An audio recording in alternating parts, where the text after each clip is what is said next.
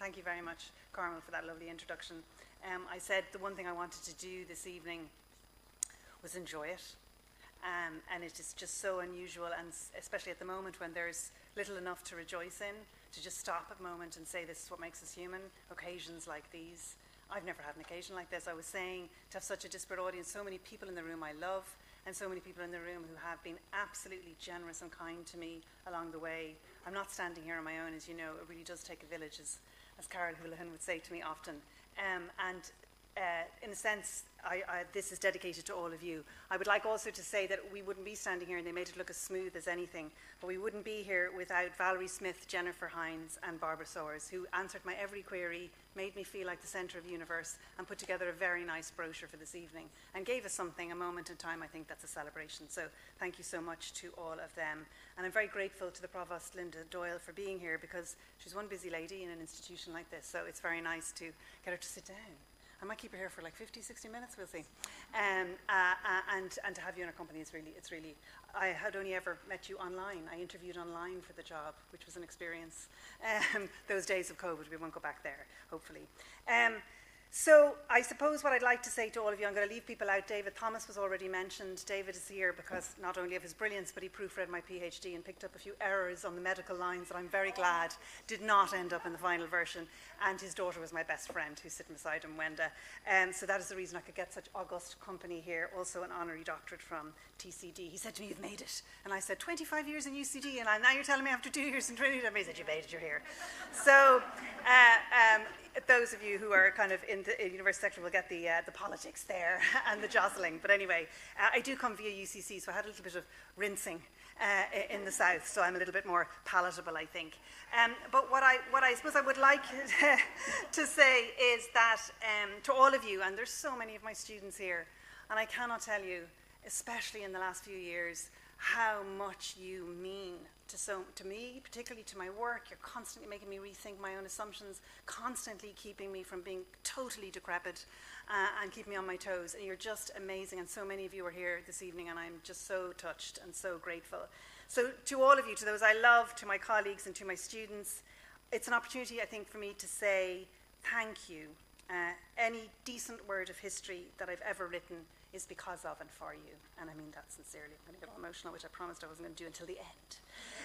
Okay, so I thought, right, I've got maybe 35, 40 minutes, and what will I do with an audience as diverse as this one and as full of meaning for me as this one? And I thought I would try in this, the time we have here, to convey, I suppose, why I do what I do and why I think it's really important, particularly now. I know we're always making a case for the humanities, but my God, the case is really visceral right now. My fascination with history came, without a shadow of a doubt, from the relationship with my grandmother. You've heard a lot about my family. She's the only one who hasn't been mentioned yet, so she is about to enter the scene now. I was really close to her. I was the first grandchild and a girl, and we were extremely close, and I used to badger her to tell me stories over and over again, and my aunts and mother will testify to her patience in eternally telling me them with greater pathos on each telling my favourite stories. And she never tired, and she always did it with free will and generosity. And I think she taught me the meaning of telling and of listening, and the dynamic nature of stories, how they change over the constant retelling, and how they changed over the course of my grandmother's lifetime. She was born Mary Margaret, although I never knew that until recently, because she went by the name Moira, a lot more stylish. And she changed the spelling regularly, and there's a whole other paper, and that's self-invention. But she was born Mary Margaret on the main street, Burr, Kings County, now Offaly, to James and Josephine Mann on the 6th of February 1917. Although her father, the county registrar, registered her birth incorrectly as the 16th of February 1917. The fact of that error was a foundational lesson for me. I realise now that it alerted me to the fiction of bureaucracy, to the trickery of paperwork, to the very fact that paperwork was only as accurate as the humans creating it or engaging with it, that it can be a site of resistance, a site of protest, or just error, mistake, carelessness. All those certificates of being, birth, marriage, death, are subject to the foibles of humans. And yet, at exactly this time, they were growing in importance and solidifying around people like my grandparents, transforming them document by document, law by law, into citizens. But there was another lesson too in the story about my grandmother's birth registration, and that was, what made a story worth remembering at all? Why do we retell some stories over and over again? This one, after all, was fairly mundane, apart from the joy that all the women took in the man being wrong. What was its purpose in my family's sense of itself? If it was just the fact of it being an error, a mistake, I don't think it would have been remarkable at all. If anybody has engaged even briefly with the 1901 and 1911 census, you'll know that they're completely unreliable in terms of age in particular. If the historian relied on the county register's document of my grandmother's arrival into this world, it's not just that it might be inaccurate, it's that they might also fail to know the implications of systems of documentation and how they were absorbed into family histories, reworked, appropriated, and retold.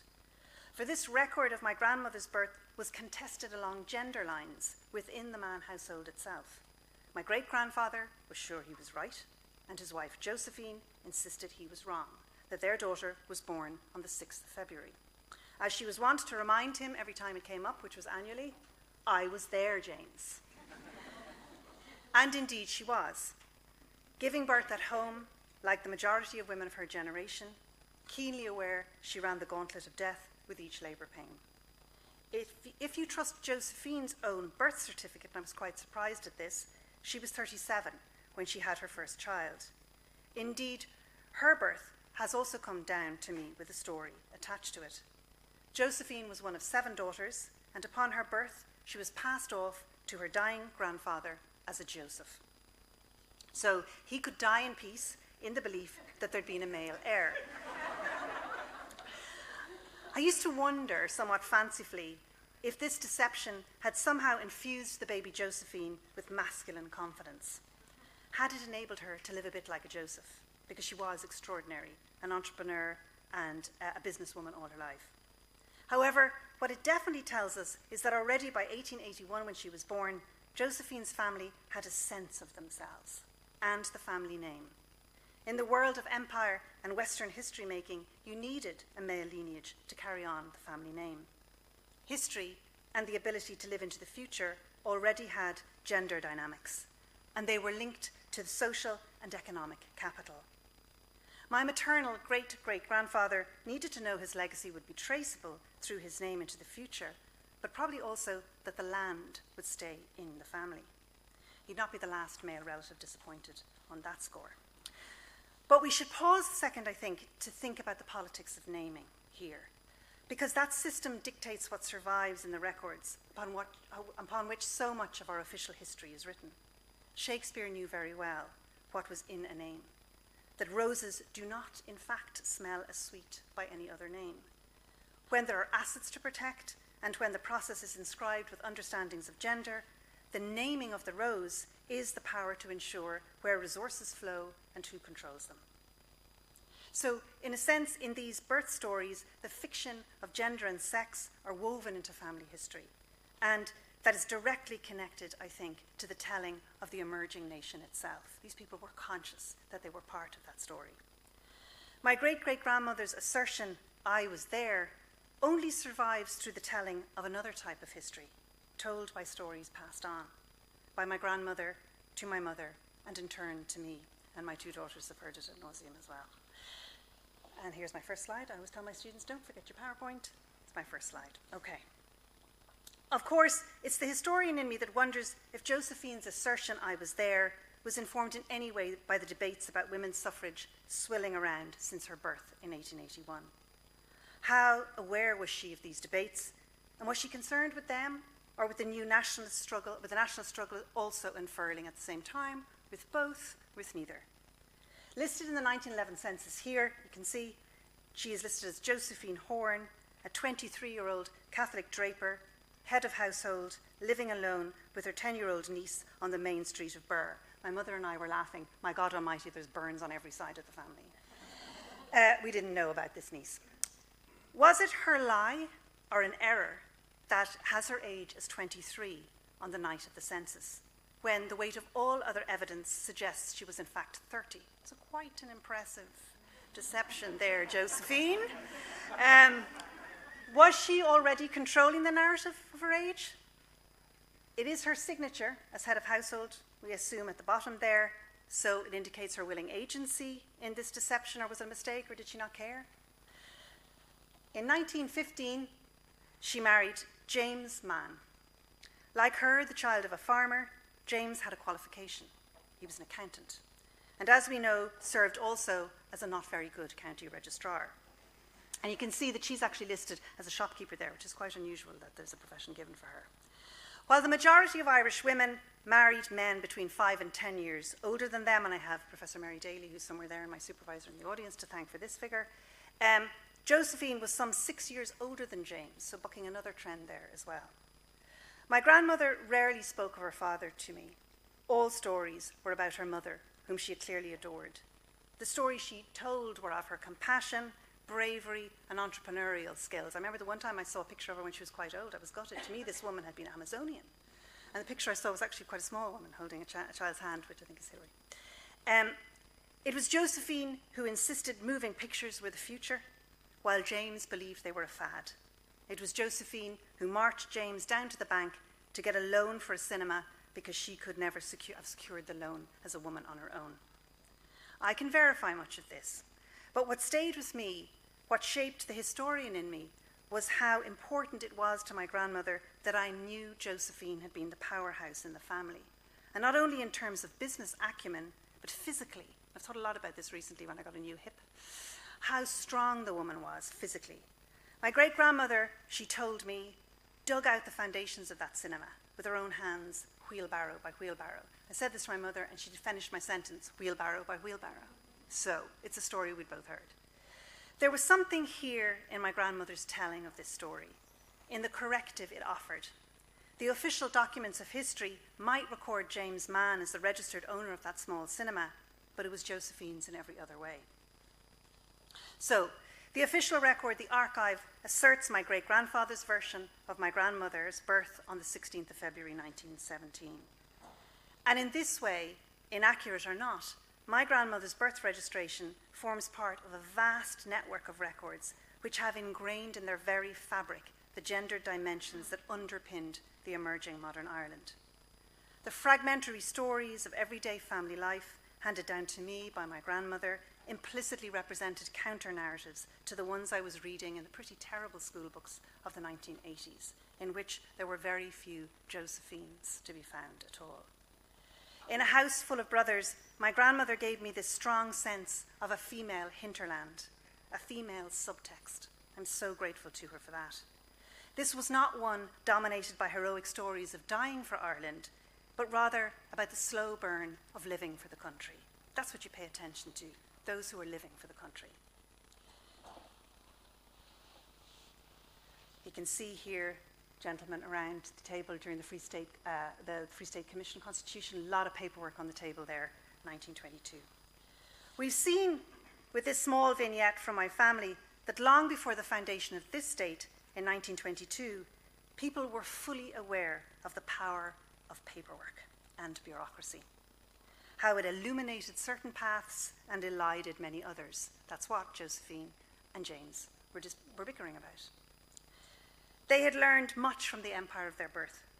They were indelibly marked by the 19th century processes of ordering, the creation of new structures. Think of how many of the structures we take for granted, and some of which are being dismantled now, that come on stream in the 19th century. Systems and spaces, the forging of stability, respectability, and even statehood, with a particularly Catholic inflection. The Catholic Church had already established itself as a key institution, adept at emerging and engaging with British governmental structures, a really good negotiator, and at translating sources from the Exchequer and the people, and that's really important, into schools, hospitals, and other institutional spaces of increasing importance.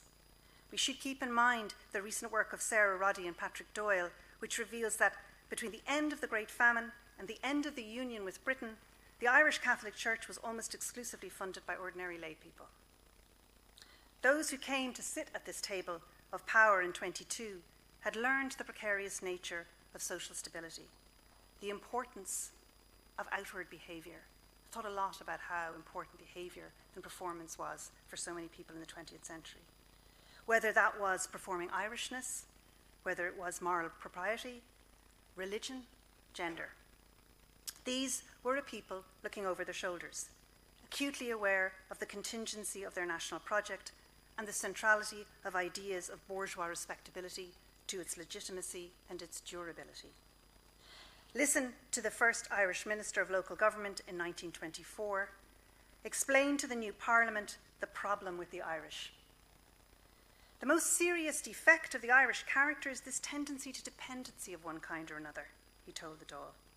The number of people who lead a parasitic existence is increasing in proportion to the number who are striving to make an honest living, and is therefore not an easy thing to encourage thrift and providence. And this, I think, is a killer sentence. The country was brought to the verge of disaster by the famine in the 40s of the last century, and it was mainly as a result of charity continually distributed at the expense of the provident and the thrifty. So the first minister, responsible for the welfare of the Irish people after independence, was willing to part with a deeply nursed conviction that the Great Famine had been caused by British negligence, if not malfeasance, to replace it with a narrative that blamed the Irish parasitic character. I think we can hear the lexicon of empire, its missionizing Christianity, in the evocation of thrift and providence, the psychology of the poor law and its punitive workhouses in the belief that there are some people inherently parasitic in nature. It's no coincidence that the minister who was proffered this assessment of the Irish character while making the case to cut the old age pension, a benefit introduced under the British in 1908 and easily one of the most socially redistributive forms of welfare introduced up to that point and for many decades afterward. There were lines being drawn here between those who could be trusted and those who could not, those honestly seeking a living and the shiftless, those who were deserving and those deemed undeserving. These dichotomies were not new. They were the measure of a nation with claims to respectability, a nation worthy of the paperwork of discernment, grown up enough to rule itself, to keep its own records. It was the well-trodden territory of the 19th century, during which time it had become enmeshed with ideas of religious faith, sexual morality, and appropriate gender behaviour, all of which Irish nationalism comfortably embraced. I should say this was not unique to Irish nationalism. European nationalisms were hugely indebted to these bourgeois ideas and the notion of a stable, morally defined gender binary. And it's no coincidence that the rise of nationalisms at the moment have at the centre the idea of a stable gendered identity. Apart from justifying a parsimonious welfare policy, the minister was describing a new Ireland in which the policing of these socio-moral divisions would be more rigorous and more efficient. In the archives, I've been struck by the fierce energy that went into stabilising these social norms, rooted in ideas of middle-class Victorian respectability and the centrality of gender and religion to that process. Saying to a class today, it never ceases to amaze me how many people could be got to do things that were not in their best interests for an idea that eluded most of them, that they were desperate to be part of. I'm so interested in how that form of kind of social control works. The work that went into defending these ideas, while not clearly defining them, because it was their opaque, coded quality that kept everybody on their toes. If you had to ask what was meant by appropriate behaviour, if you were unsure of who the minister was labelling as a parasite, then you were not in the know. You weren't inside the conversation. You were in a grey zone in which your social position could be ripped from under you. And there's no doubt that this induced a sort of silencing that really prevented all forms of solidarity, I think, and often compassion. This crossed religious lines. It was not the preserve of Catholics. It crossed class lines, and it kept everybody very, very busy and quite anxious, and the archives still hum with it. However, it was most often the business of women, that female hinterland, to reconcile the disjuncture between the ideal and the real, the ideology and its consequences. I remember coming home from the archive in the Dublin Diocesan Archives, which was an archive that totally changed my life, when I found thousands of letters written to the Catholic Archbishop between 1920 and 1940, and saying to my mother, I just spent the day falling over women's bodies in this archive that nobody's accounted for. And they're telling us something about the basis on which this country was formed, and its values were chiseled out of their backs often. When pregnancies occurred outside marriage, when middle-class appearances were not backed by sufficient income, I was likely to find a widow of a solicitor as I was a woman living in a tenement, desperate because of an economic system that kept them locked and dependent, but then punished them for it. When poverty threatened to irrevocably splinter a family, and so on. It was largely women doing the begging, female bodies in the crosshairs, women negotiating solutions, and absorbing the fallout. You only have to take a quick glance at the newspapers of the 1920s and 30s to see that this was discussed out in the open. This was not a quiet conversation. County board after county board, for example, was asking to have the so-called unmarried mother removed from their remit, morally contained somewhere else. Bishops were in agreement with ministers about the gendered responsibilities of this nation. The Irish Times sang a tune remarkably similar to the Irish Ecclesiastical Record. If we look at one of the first bureaucratic archives created by the new state, the Military Service Pension Collection, which emerged out of the Irish Army Pensions Act of 1923, you can see these dynamics determine where the money flows. The Act resulted not only in one of the Irish Free State's first attempts to address the needs of those impacted by the years of violence, but also one of its first welfare initiatives too. And the dependency files in particular, you're seeing families of all shapes and sizes negotiating, trying to explain themselves, trying to fit a very messy narrative into a very rigidly bureaucratic one. And the first thing that strikes me when you go through those files is that there were many, many messier, more unorthodox arrangements than we've ever accounted for. And that there were huge subsections of women existing on the margins of our society. Section 2 of the Act covered extra pensions to married men, while Sections 7 and 8 provided for allowances for dependents of deceased officers and soldiers.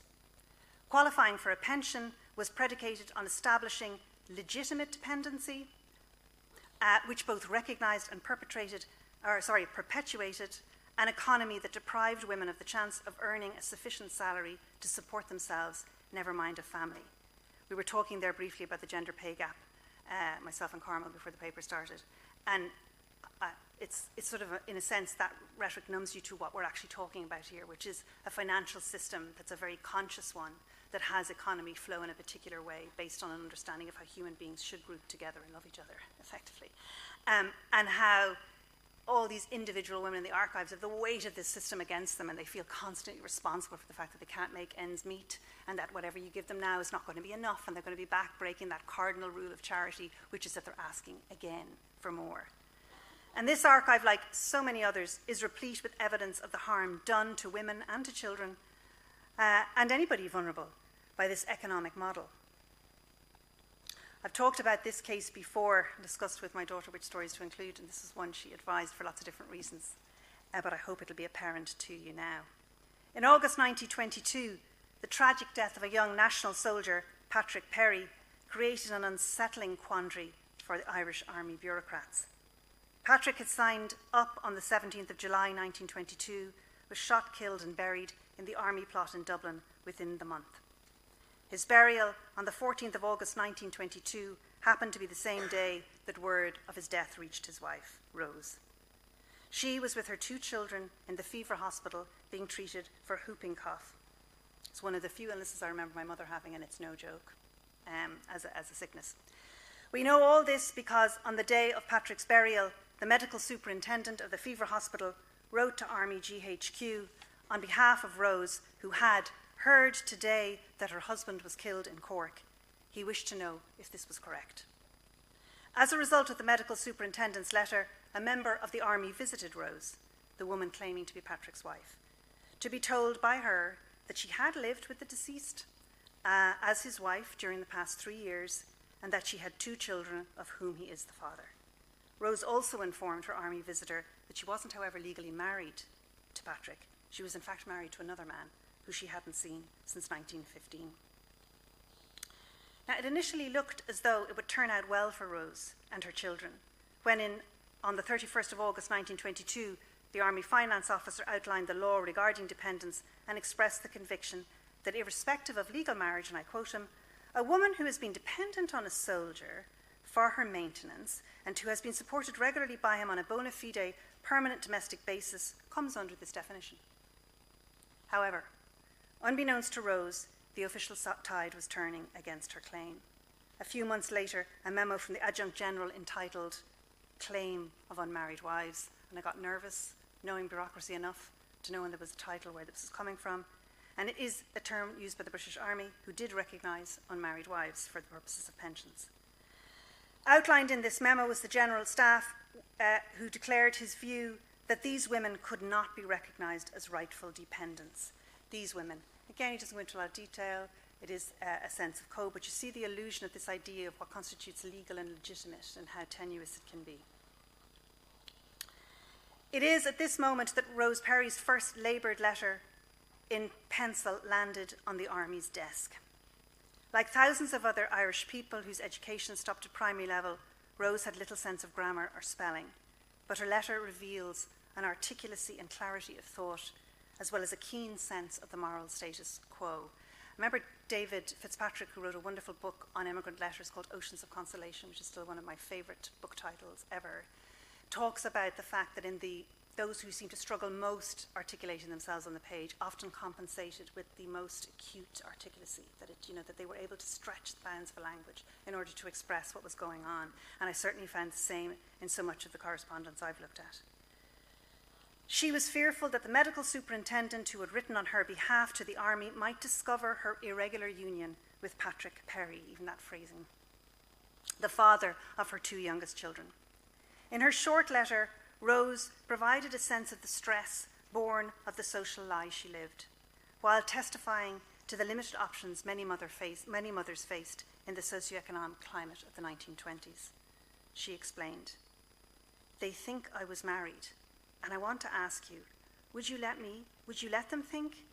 So I would have to leave the place if they found out." And I think, just listen, there's no punctuation, so it's like she's talking to the page in a sense. It's a stream of consciousness. "And I got a nice post here. I was unfortunate enough to be foolish, but I suffered for it. I got a very bad husband, and I had to leave him. And then I went and lived with this man that was killed in Cork. I want to atone for the past and be good, so I ask you, if you get any letters concerning me and money matters, that you will send some answer that will put them off."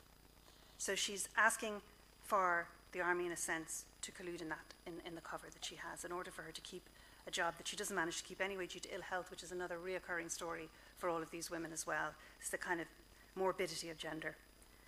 Thus, the favour Rose asked was that the Army wouldn't blow her social cover, not for herself, but for, and I think the phrasing is really interesting, the poor little children. Her use of the article "the" before the children, instead of "my," left them suspended in a place of prayer, untainted by her foolishness. And she would have been really aware that in the moral discourse of the time, there was concern to spare children from the consequences of their parents' sin. And in fact, there's a lot of discussion, which I'm not going into this evening, about how can they still give these children money while not giving her money. So she's right, she's sort of second-guessed what they're probably going to be doing and thinking. So if there was sympathy to be had, she was right, this is where it resided. The way she framed her own role, I think, is also revealing, and taking her at her word is important. She said she had been unfortunate enough to be foolish, her own agency mediated by the vagaries of fate and a husband who had made her suffer for the error in marrying him. And we know from other records that Rose's legal husband had been violent, forcing her to leave him. She merged her decision to go and live with that man who was killed in Cork with her desire to atone of the past and to be good, implicitly accepting that while there might be some social sympathy for leaving a violent husband, there was none for establishing a second sexual partnership. And you have quite a lot of women saying, "I married a second time because my husband died." These were also survival strategies. It doesn't mean there wasn't love in there, I'm not saying that, but there was also a conscious sense that this was the best chance you had. The problem is for women at risk to subsequent children and babies and even more vulnerability, and you see them caught in this cycle all the time. On the 26th of February 1925, the Army's Pension Board recommended, simple, no grant to claimant who was not the legitimate wife of deceased. This marked the end of the line for Rose and her children with the Army. The Department of Finance had ruled she had no legitimate claim on the Army because she wasn't married to Patrick when he died. And the irony of so many of these bureaucracies, often created on the pretext of dealing with vulnerability, is that they in fact function in such a way as to reinforce it. They almost create it in the first place. And she's trapped in this completely artificial bind that she's then got to try and read and negotiate. Be careful not to step on so many social landmines, not to push it too far, not to misread her power and overplay her hand. And she's replicated in archive after archive. In essence, vulnerability is created by structures which are presented as neutral and immutable, but are in fact invented to reproduce our prejudices, to assert and fix what is normal. In this universe, of course, the unmarried mother had least social power of all. And Carmel mentioned that that's where I started my career when I did my PhD. I started looking at the treatment of unmarried mothers and then zoomed out to look at all mothers to try and understand how a country that claimed to value motherhood so much could treat some mothers so badly. And knowing full well that the consequence was the death of their children at a rate 5 times higher than the children of married people. A letter in the same archive remains a testament to the vulnerability of these women, and even where this letter comes in her file, it's in a file related to the death of a soldier, and the file is entirely about the soldier and how he died and his family, etc., and his parents and his siblings, and then there's this letter at the end, which appears in the face of it to have no connection with the rest of the file. Written in April 1923, Mrs. A. O'Brien wrote to inform the army that a recently deceased soldier was in fact the father of her daughter. She was living totally alone in a room in Dublin with her baby girl, and I'll quote her. I'm left my home through him for the past 12 months, never to be let to return, but thanks to God, my good mother, she gave what kept me going until now. Otherwise, the Liffey would have covered me. I got no help from my baby's father, R.I.P., I'm sorry to say. So she's forced to leave her home because of the pregnancy. The only person who's helping her is her mother. And I'm thinking of these 3 generations of women in this female hinterland, in this place that's outside the state being formed around them. She articulated the social pressure she was under, explaining that while living with no money and in total isolation was one thing, and I quote her, the hardest of all is trying to live under falsehood and finding words to every question put to you. And the amount of these women that blame themselves for the system and that bind therein. She tried to put her daughter in care, and this was a real shock to me when I discovered it many years ago, but she couldn't afford the price. The rescue home was charging. And I always thought these rescue homes were clearly making money, and yet they were also charging the mothers to leave the baby. And I have countless examples of this money, and it wasn't cheap. The so-called rescue home at this point, like, for example, the well-known St. Patrick's Guild and Rescue Society, was charging women 25 shillings per month at the time and threatening to show up with a baby if a woman didn't pay. So it was serious, nasty business. She described feeling almost insane since her baby's father's death and concluded, it's a hard, cruel world for me, but what you can do for me would lighten the heavy load of a broken heart and a penniless and homeless girl. Regrettably, we don't know what happened. The chances of a family such as hers surviving intact in the 1920s Ireland were slim, largely because women and their children born outside marriage were not considered to constitute legitimate families, and we're back to the power of that paperwork.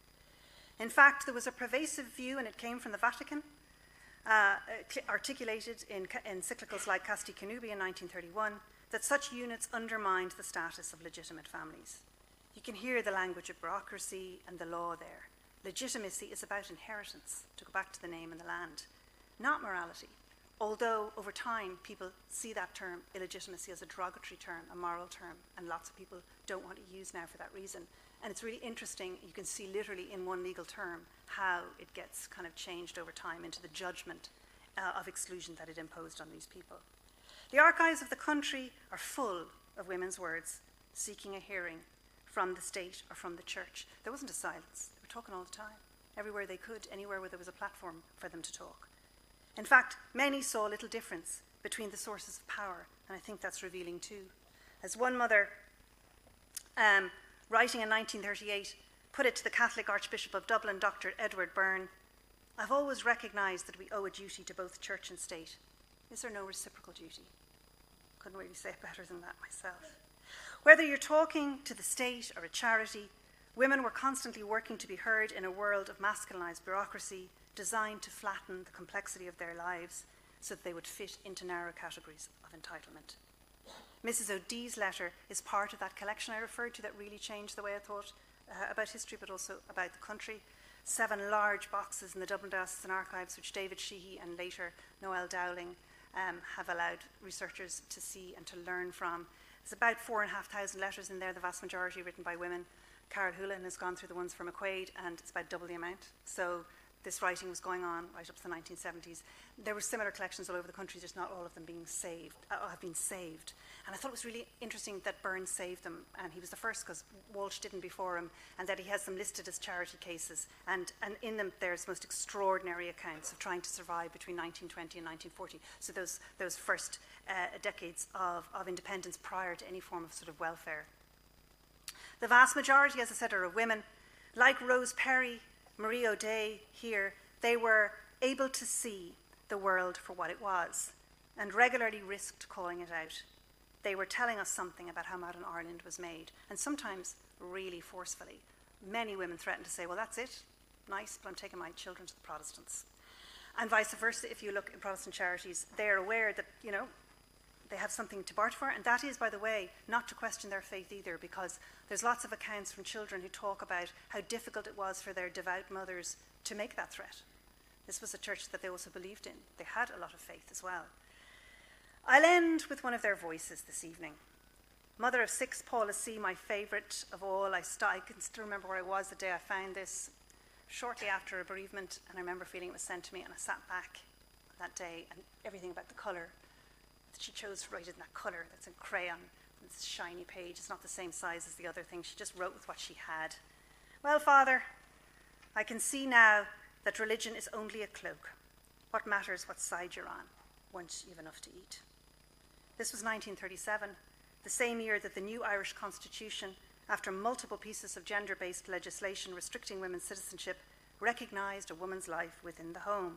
She was lucky enough to have one, and enshrined the hollow promise that the state shall endeavour to ensure that mothers shall not be obliged through economic necessity to engage in labour to the neglect of their duties in the home. Over 80 years would pass before the people of Ireland would be asked to reconsider that article in the Constitution. And in those decades, our archives and family histories, and I have students telling me all the time about the conversations they have with their parents and their grandparents, these family histories echo with the voices of women bridging the gap between public policy and private reality, between the ideal and the real. The politics of care continue to shape society, and we saw in the debates about the referendum how complicated that debate is. According to the 2016 census, 1 in 4 Irish families are single parent. 86% of them are female-headed. This is higher than the EU average. The lone parents in Ireland have the second highest rate of income poverty, persistent poverty, and severe deprivation among all EU 15 countries. The female hinterland remains a dangerous landscape. In the last 20 years, as a historian, I've had the immense privilege of tracking in sources and stories and archives, and in way too many of the bodies of my friends, the gender morbidity of a social and economic system shielded by notions of respectability, religious faith, morality, and gender stability. My great-grandmother Josephine was among hundreds of thousands of women telling us they were there, whatever the official forms had to say about them. Knowing about her taught me to listen to the voices on the sidelines, the ones being drowned out, to look for the energy in the margins, to take seriously what I found on the cutting room floor of history. And I think more than ever, when there's an awful lot of noise trying to distract us, we need to do that. Listen to those voices. They're there. They are there. I'm going to end with Rebecca Solnit and a quote from her book of essays, which seems incredibly appropriate at the moment, called Hope in the Dark. She says, changing the story isn't enough in itself, but it has often been foundational to real changes. Most change, she argues, travels from the edges to the centre. I've thought about that a lot, and it gives me a lot of consolation. And I will say to the students and the young people in this room, in particular, trust that energy. Follow it, listen to it. Don't be distracted by the cacophony. You are so amazing. We see this every day, and it's a really difficult time to be young. So don't let them take it from you. Shout louder if they're not listening. That's it. Thank you very much.